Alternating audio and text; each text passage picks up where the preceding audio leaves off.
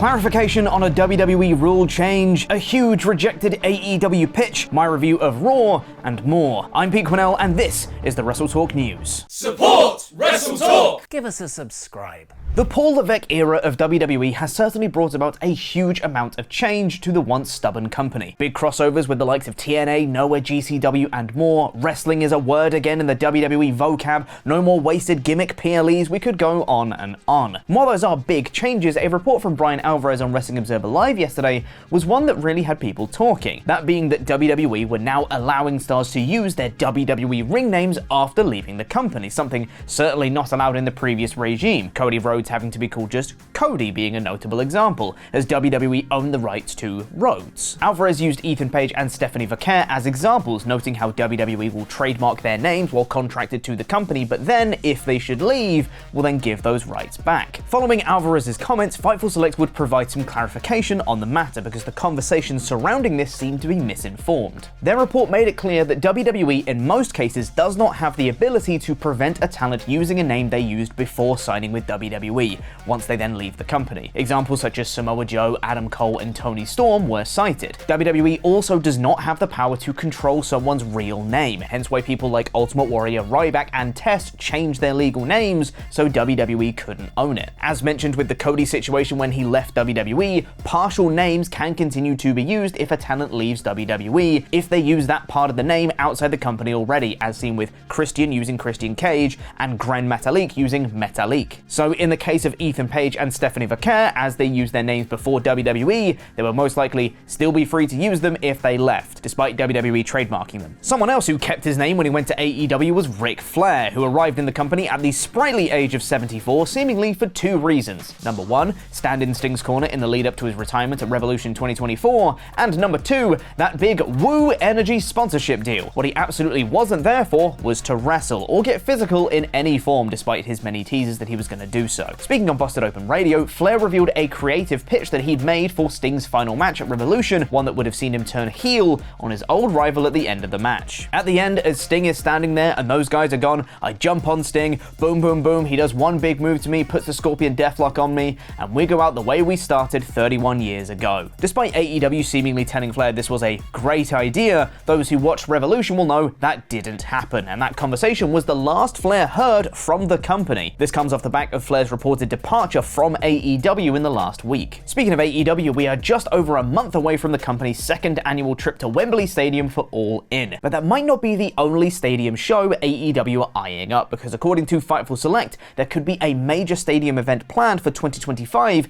in the Dallas/Arlington area. Many sources they spoke to seem to hint towards that being a reality, though more details are as of yet unclear. Now, this past weekend, we uploaded our video of the 10 worst Money in the Bank cash-ins of all time in our most recent episode of TLC, which was recorded before the PLE this year, so no Drew McIntyre on any of our lists. He wouldn't have been on mine anyway, though. I thought it was fine. Anyway, here's a clip. 3, 2, 1. You didn't bury it enough.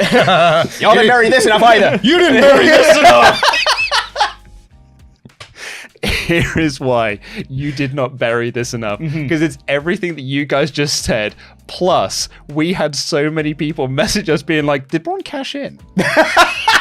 People didn't even know that this was a cash-in. That is why it is the second worst Money in the Bank cash-in in history. No one really knew it was a cash-in. And now it's time for my review of Monday Night Raw, aka the Luke Isn't Here So I'm Filling In episode of Monday Night Raw, in about 5 minutes. This show began how last week's Raw ended, with Rhea Ripley. She came out to the ring and says she'll handle Dom Dom later, but right now she wants Liv Morgan in the ring. Instead, Dom Dom answers the call, sheepishly coming out to the ring holding a rose for her, saying he can explain everything that happened while she was gone, but that's when Liv appears on the screen, and after some taunting, Rhea challenges her at SummerSlam for the world title, which Liv accepts, saying that she's not the same Liv anymore. Rhea looks down Lens and says she's going to end Liv Morgan's career.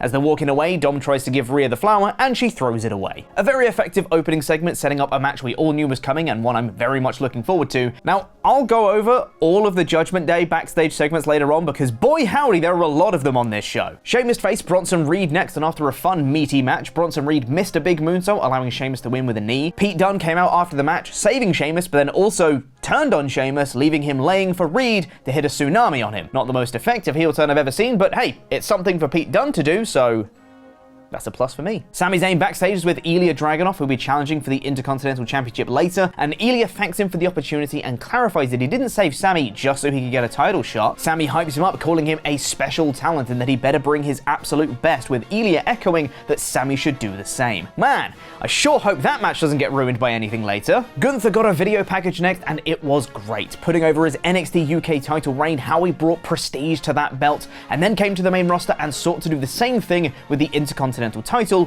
which he did. And now he has his eyes on the World Heavyweight Championship and will bring prestige to that belt too.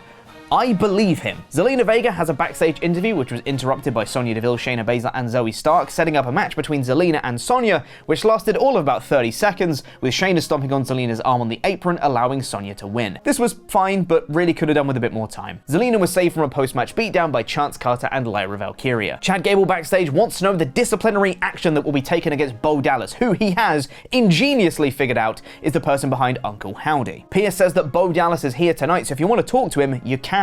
Damian Priest calls out Gunther ahead of their SummerSlam match, where Gunther runs down Priest, saying that he brings no prestige to the world title. We're not cut from the same cloth. Priest puts over his struggles to get here, how he was fighting on the streets while Gunther was being handed everything. Gunther replies that Priest will always be street trash, and Priest fires back that after SummerSlam, Gunther will have to fight back from the bottom for the first time in his life because he's going to have nothing left. I liked this promo back and forth. I think it could have maybe been done so it wasn't quite so on the nose about classist differences, with Gunther saying that being on the streets is a choice. But aside from that line, I think this really worked. Priest faced Braun Strowman next, which is a great choice of opponent to show how Priest deals with bigger opponents, and the answer is knees. He targeted Strowman's knee after he injured it with a failed charge into the barricade and won with the South of Heaven. Gunther came out after the match and delivered some chops to Priest, but Priest actually stood tall, taking Gunther by surprise. I like this as a narrative structure, with Gunther underestimating Priest right now, but learning he's not as much of a pushover as he thought. Alpha Academy are backstage, minus Chad, who was saying, I really think we should help him, like he's our friend. And that's when Chad appears and says, that's great, you've come around, you'll back me up when I call out Bo Dallas later. But they say, ooh, actually, we weren't talking about you, we were talking about Woods. They're gonna back him up while Kofi's out against the Final Testament. Kaden Carter and Katana Chance faced Shayna Baszler and Zoe Stark next, which was a neat little match where the party girls got some really fun offense in before Baszler and Stark picked up the win with their powerbomb into knee combo. Adam Pearce brought out Drew McIntyre after that to potentially call off Drew's suspension. He wants to see CM Punk versus Drew McIntyre. Drew says that the only voice that matters is the WWE Universe, brown-nosing the audience and Pearce to try and get this match. Pearce can make that match official right now, and all Drew needs to do is apologize to the referees he attacked. And Drew can't do it. He says the referees have been screwing him over all year. He won't apologize, and he goes off on one, screaming at Pearce. He's pissed off with the refs. He's pissed off with Pearce. He's pissed off with Seth Rollins, thinking he can skip the cue to Punk. And Pearce says, fine, in that case, you're still suspended. And Drew pushes over the referees again, looking like he's going to attack Pearce before he's saved by Rollins. Drew storms away, and once again, I really liked all of this. The dynamics are great between everyone, and it was just a fun segment. It was then time for the latest Wyatt 6 VHS tape, and this one featured Eric Rowan, and it was fantastic. He spoke candidly about the last few years, saying he once had a family. They were unstoppable, inseparable, they always had each other's backs. And then one day, the whole world changed. He lost a brother. It knocked him on his ass, but he got back up and brushed the dust off him because that's what you do. But then just when he thought he had everything together, he lost his other brother. Now he had no more family. He holds the sheep mask from the Wyatt family days, and the voice says, how does that make you feel?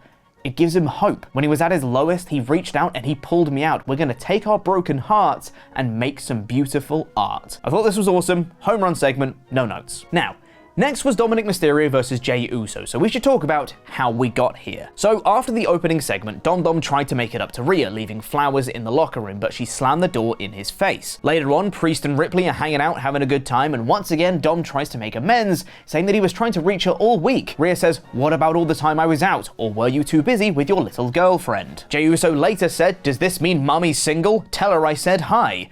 Priest says to Dom, you can't let people talk to you like that. You need to let him know who Mummy belongs to. Dom later tells Rhea he's got a match with Jey Uso, and Rhea says, what are you, stupid? Why are you picking a fight with him? Dom says, oh, okay, I can cancel the match. And Rhea says, what are you, a coward now? Dom doesn't know what to do and just says, look, I just want the world to know that you're my mammy, that you still belong to me. Rhea recoils and simply says, excuse me? Before leaving. And Carlito capped off the segment saying, Not cool. This was great. I love how Dom is floundering the whole time, not knowing how to make it up to Rhea. So then we get to the Dominic Mysterio versus Jey Uso match, and of course there was Liv Morgan interference where she pulled Dom out of the ring, Jey drop kicked him and Dom fell on Liv before Rhea came out and Liv ran away. Dom got back in the ring and Jey immediately won before signaling to Rhea to call him.